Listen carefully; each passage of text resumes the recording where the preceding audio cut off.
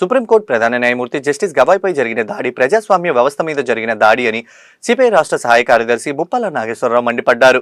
Justice గవాయ్పై జరిగిన దాడికి నిరసనగా లాడ్జీ సెంటర్లోని అంబేద్కర్ విగ్రహం వద్ద సిపిఐ నేతలు ఆందోళన కార్యక్రమం నిర్వహించారు. ఈ సందర్భంగా రాష్ట్ర సహాయక కార్యదర్శి ముప్పాల నాగేశ్వరరావు, రాష్ట్ర సహాయక కార్యదర్శి వర్గ సభ్యులు జంగాల అజయ్ కుమార్, జిల్లా కార్యదర్శి కోట మాల్యాద్రి మీడియాతో మాట్లాడారు. అత్యున్నతమైన భారత ప్రజాస్వామ్య వ్యవస్థను సుప్రీంకోర్టు ప్రధాన న్యాయమూర్తి జస్టిస్ గవాయ్పై జరిగిన దాడి హేయమైన చర్య అని మండిపడ్డారు. ఆర్ఎస్ఎస్ వాదులపై మోడీ కులాల మధ్య, మతాల మధ్య చిచ్చు పెట్టే కార్యక్రమం చేస్తున్నారని ధ్వజమెత్తారు. ఇటువంటి ఉన్మాద చర్యకు పాల్పడిన వారిపై కఠిన చర్యలు తీసుకోవాలని కోరారు. ఈ ఘటనకు బాధ్యత వహిస్తూ ప్రధాని మోడీ ప్రజలకు క్షమాపణ చెప్పాలని డిమాండ్ చేశారు.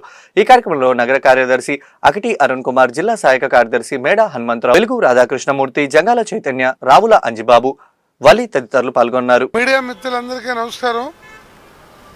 భారతదేశ చరిత్రలోనే న్యాయ వ్యవస్థపై మన సుప్రీంకోర్టు ప్రధాన న్యాయమూర్తి మీద ఒక విశ్వ హిందూ పరిషత్ బజరంగ దళ గ్రూపుకు చెందిన న్యాయవాది చెప్పుతో దాడి చేయడానికి చేసిన ప్రయత్నం అత్యంత హేయమైనది. భారత ప్రజాస్వామ్యానికి నేత్రం లాంటిది సుప్రీంకోర్టు న్యాయ వ్యవస్థ. అలాంటి న్యాయ వ్యవస్థలో కూడా అత్యంత శక్తివంతమైన, నీతివంతమైన, దేశ ప్రజలందరి చేత గౌరవించబడిన గవాయ్ గారి మీద చెప్పుతో దాడి చేయాలనే ఒక నీచ సంస్కృతికి కారణం భారతీయ జనతా పార్టీ, నరేంద్ర మోడీ, అమిత్ షాలు. గత 10 సంవత్సరాలుగానే కాదు, అంతకుముందు కూడా వీరు భారతదేశ ప్రజల మధ్య మత చిచ్చుబట్టి, విభజన వాదాన్ని తీసుకొచ్చి, మత ఉద్రిక్తతల్ని రెచ్చగొట్టి, హిందూ మత ఉన్మాదాన్ని ప్రేరేపింప చేసిన ఫలితమే ఈ దాడి. దీనికి మోడీ అతన్ని శిక్షించడం కాదు, మోడీ శిక్షించుకోవాలి. మోడీ ప్రాయశ్చిత్తానికి సంబంధించి ఏమైనా చేసుకోవాలి. ఇప్పటికైనా భిన్నత్వంలో ఏకత్వం కలిగిన, భిన్న మతాలకి, సంస్కృతులకి నిలయమైన, విశిష్టమైన భారత సంస్కృతిని భారతీయ జనతా పార్టీ, బజరంగ దళ్, ఆర్ఎస్ఎస్, వారి ఇతర మానస పుత్రులు ఆ విశిష్టతని అర్థం చేసుకోవాలా. అలా అర్థం చేసుకోకపోతే భారతదేశాన్ని విచ్ఛిన్నం అవడానికి మోడీ ప్రభుత్వము, ఆయన అనుచరులు, ఆర్ఎస్ఎస్ కారణభూతం అవుతుంది. అలాంటి కారణమైనటువంటి ఈ గవాయ్ మీద, ఈ నీచానికి పాల్పడిన వారిని కఠినాతి కఠినంగా శిక్షించడంతో పాటు ఆర్ఎస్ఎస్, బీజేపీ వారి వైఖరి మార్చుకొని దేశంలో అన్ని మతాలని, అన్ని కులాలని, అన్ని వర్గాలని గౌరవించే విధంగా రాష్ట్రీయ స్వయం సేవక్ సంఘ్ ఆవిర్భవించి 100 సంవత్సరాలు గడిచిందని, అనేక పోరాటాలు, ఉజ్వలమైనటువంటి ఘట్టాలని నిర్వహించామని సిగ్గు లేకుండా ఆర్ఎస్ఎస్ నాయకులు ఉపన్యాసాల్లో చెప్పుకుంటూ ఉన్నారు. ఇవాళ ఆర్ఎస్ఎస్ సాధించిన ఘనకార్యాలు ఏమన్నా ఉన్నాయి అంటే వాటిల్లో ప్రధానంగా మహాత్మా గాంధీని, జాతిపితని హత్య చేయటం. వారు సాధించినటువంటిది ఏమన్నా ఉన్నది అంటే మైనారిటీల మనోభావాలను పూర్తిగా ధ్వంసం చేసే పద్ధతుల్లో, మత ఉన్మాదాన్ని రెచ్చగొట్టే పద్ధతుల్లో బాబ్రీ మసీదుని కూలగొట్టి రామ జన్మభూమిని నిర్మించడం. అలాగే వాళ్ళు సాధించినటువంటి ఇంకా అనేకం చూసుకుంటే మణిపూర్లో జరిగినటువంటి ఘోరమైన ఉదంతం.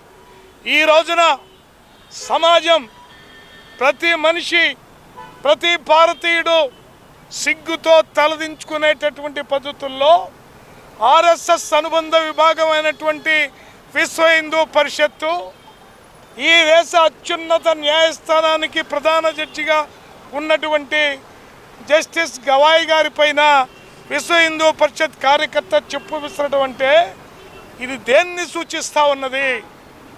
భారతదేశ న్యాయ వ్యవస్థ పైన ఆర్ఎస్ఎస్ చేస్తున్నటువంటి దాడిగా దీన్ని పరిగణించాల్సినటువంటి అవసరం ఉన్నది. ఇవాళ ఆర్ఎస్ఎస్ వాళ్ళు అనేకం చెప్తా ఉన్నారు, కానీ దీనికి ఏం చెప్తారు?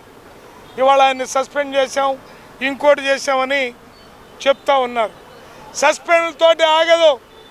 ఇవాళ ఆర్ఎస్ఎస్ అనుబంధ విభాగాల ఆగడాలు పెరిగిపోతూ ఉన్నాయి. ఈ బీజేపీ కూడా ఆర్ఎస్ఎస్ అనుబంధ విభాగాల్లో ఒక రాజకీయ విభాగమే బీజేపీ. అందువల్ల ఇలాంటి పనులు చేస్తున్నటువంటి అమానవీయమైనటువంటి రాక్షస కృత్యాలు నిర్వహిస్తున్నటువంటి ఆర్ఎస్ఎస్ని సమాజం నుంచి మూర్తి గవాయ్ గారి మీద జరిగిన ఏదైతే దాడిని సిపిఐగా ఖండిస్తూ ఉన్నాం. ముఖ్యంగా మరి విశ్వ హిందూ పరిషత్ అట్లాగే ఆర్ఎస్ఎస్ మరి చేష్టలకు కూడా అడ్డం లేకుండా పోతూ ఉంది. మరి ప్రధాన న్యాయమూర్తి మరి విచక్షణ రహితంగా మరి జడ్జిమెంట్ ఇచ్చే పరిస్థితి కూడా లేకుండా ఈ విశ్వ హిందూ పరిషత్ మరి మోకలు మరి జడ్జి మీద దాడి చేసి ఆ తీర్పును కూడా ప్రభావితం చేయాలనే ఆలోచనని సిపిఐగా ఖండిస్తూ ఉన్నాం. ఆయన అప్పుడు కూడా దాడి చేసినప్పటికీ ఆయన అరెస్ట్ చేయడానికి కానివ్వండి, అట్లాగే ఆయన ఇచ్చిన బూటును కూడా మరి ఆయనకి ఇచ్చి ఆయన జడ్జి గారు మరి విచక్షణని ప్రదర్శించారు. దాన్ని కాకుండా ఈ రోజున దేశభక్తులను చెప్పుకుంటున్న విశ్వ హిందూ పరిషత్ మరి ఈ జాతీయ జెండాను కూడా మరి ఎప్పుడు వాళ్ళ ఆఫీసులో ఎత్తని పరిస్థితిని కూడా మనం చూసాం. ఈ మధ్యనే దేశభక్తులని బీజేపీ అధికారంలోకి వచ్చిన తర్వాతే వాళ్ళు దేశభక్తులుగా చెప్పుకుంటా ఉన్నారు. స్వాతంత్ర ఉద్యమంలో ఏమాత్రం కూడా పాత్ర లేని వాళ్ళు ఈ రోజున దేశభక్తి మాటలు చెప్తా ఉన్నారు. దేశభక్తి మరి వచనాలు తప్ప ఏదైతే పోరాటంలో స్వతంత్ర పోరాటంలో ఈ దేశానికి సంపూర్ణ స్వాతంత్రం కావాలన్నటువంటి కమ్యూనిస్టులు దేశభక్తులు ఆ విషయాన్ని మర్చిపోయి ఈ రోజున కగారు పేరుతోటి దాడులు చేస్తూ ఉన్నారు. న్యాయ వ్యవస్థ మీద దాడి నిన్న జరిగినటువంటి ఈ దాడి మరి న్యాయ వ్యవస్థ మీదే కాదు, అంబేద్కర్ ఏదైతే రాజ్యాంగం రాశారో ఆ రాజ్యాంగ వ్యవస్థల మీదే ఈ దాడిగా మరి పరిగణించాల్సిన అవసరం ఉంది. ఓ పక్క మోడీ గారు అసలు కొలీజియం సంబంధించి కూడా ఆ వ్యవస్థల్ని రద్దు చేసి దాన్ని రాజకీయం చేస్తూ ఉన్నారు. రాబోయే కాలంలో వాళ్ళకు అనుకూలంగా